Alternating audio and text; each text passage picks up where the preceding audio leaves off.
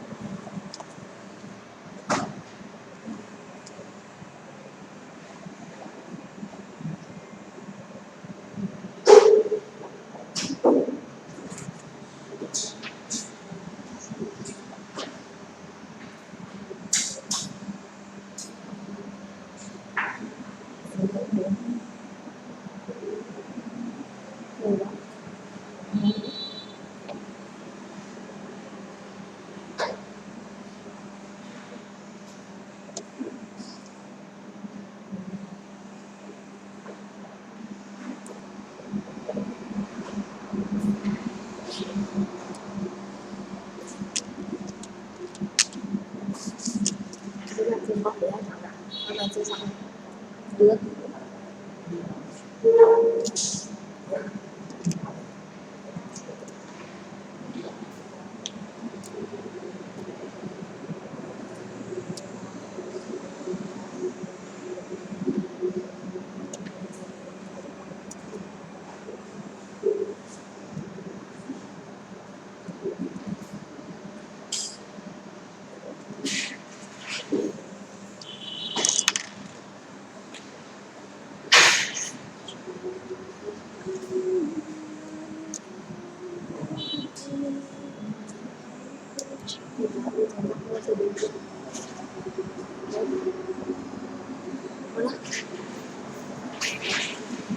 Ini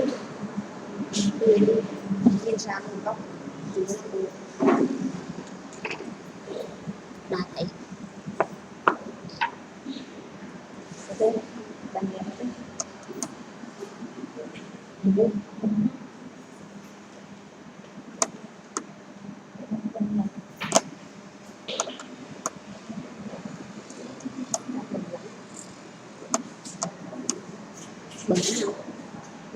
em bừng lắm.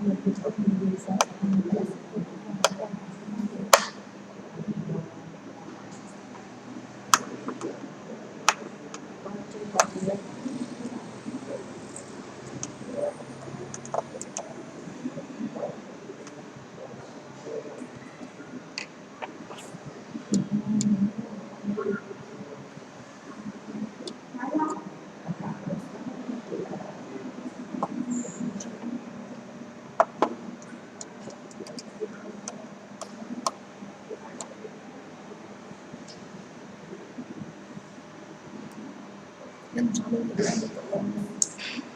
em sẽ đi được đó. Bây giờ đi được đó, chứ còn lần một được làm nữa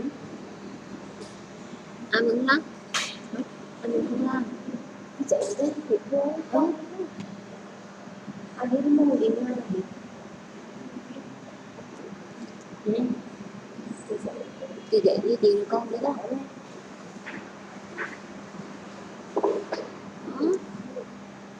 bốn